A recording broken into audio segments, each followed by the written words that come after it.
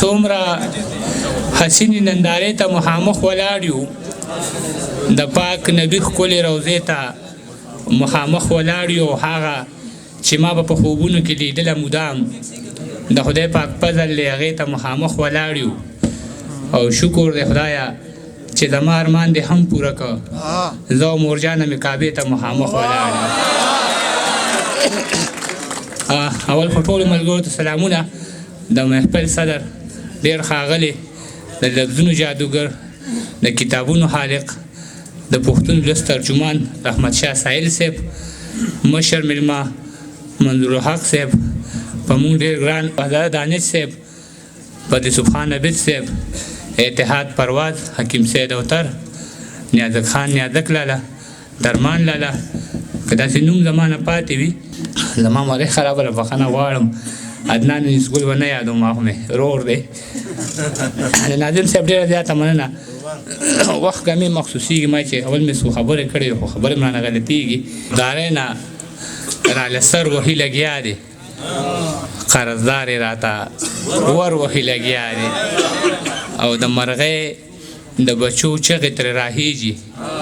بره غره کې څوک نختر وهي لګیا دی د مرغۍ د بچو چغې ترې راهیږي بره غره کې څوک نختر وهي لګیا دی او ماشوم زوی مې هم زما تکلیف محسوس که په تندي راله څادر وهي لګیا دی ماشوم زوی مې هم زما تکلیف محسوس که په تندي راله څادر وهي لګیا دی د مور نوم یې په جړه د خولې نه هیږي څوک ظالم چېرته نوکر وهي لګیا دی او بیا پیسې چا د سقاط نه دي تقسیم کړې بیا څوک چغې په منبر وهي لګیا دی بیا پیسې چا د سقاط نه دي تقسیم کړې بیا څوک چغې په منبر وهي لګیا دی ماشوم زوی لرې دوه څادره راوړل خو ملک صاحب دوه ولونو لرې ور نه کړه یوه بنارسۍ لوګو کې عطر ګډ دی د سورې نوم دې ورک شي لوګو کې عطر ګډ دی د سورې نوم دې ورک شي دې کور کې چاسېدلې د تازه بنارسۍ لوګو کې عطر ګډ دی د سورې نوم دې ورک شي دې کور کې چاسېدلې ده تازه بنارسۍ لوګو کې عطر ګډ دی د سورې نوم دې ورک شي دې کور کې چاسېدلې ده تازه بنارسۍ او سایل صاحب تاسو ته ډالۍ وي چې په مرګ به هم د خپلې نظریې نه رسو نشم په مرګ به هم د خپلې نظریې نه رسو نشم په کټ په مې خوره وي تکه سره بنارسۍ په مرګ به هم د خپلې نظریې نه رسو نشم په کټ په مې خوره وي تکه سره بنارسۍ چې ما به ورته وي چې تا له سره وړمه لورې کړه جوړه په کاغذ به یې وړه بنارسۍ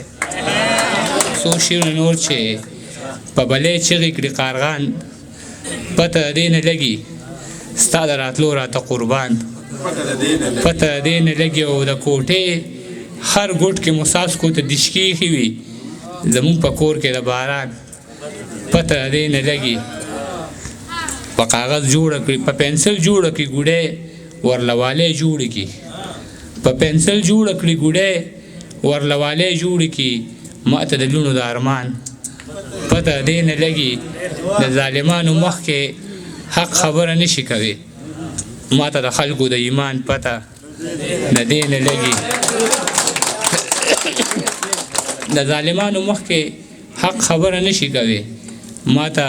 د لوڼو د ارمان پته د دې نه لګي هر سړی وایي چې عجیب زموږ په زړونو کې دی زما جوړ ډېر دي دشمنان پته د دې نه لګي او بېوسه وه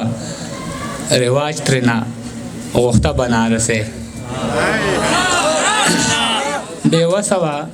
رواج ترېنه غوښته بنارسۍ په سر کړه یوې مور لور ته زړه بنارسۍ بېوسه وه رواج ترېنه غوښته بنارسۍ په سر کړه یوې مور لور ته زړه بنارسۍ او ماشوم زوی لرې دوه څادره راوړل خو ملک صاحب دوه ولونو لرې ور نه کړه یوه بنارسۍ او اخري یو درې شعرونه ویمه چې تصویران ډېر دي خو دا یو پکې جدا تصویر دی دغه جدا تصویر مې حل کړه د اشنا تصویر دی. تصویران ډېر دي خو دا یو پکې جدا تصویر دی. دغه جدا تصویر مې حل کا. د اشنا تصویر دی.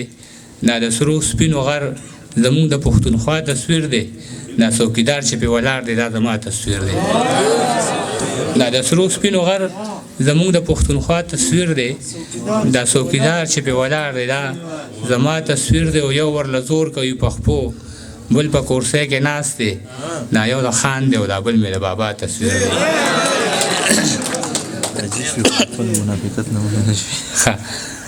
عدنان انیسګل شعرونه هم نه دي ویلي.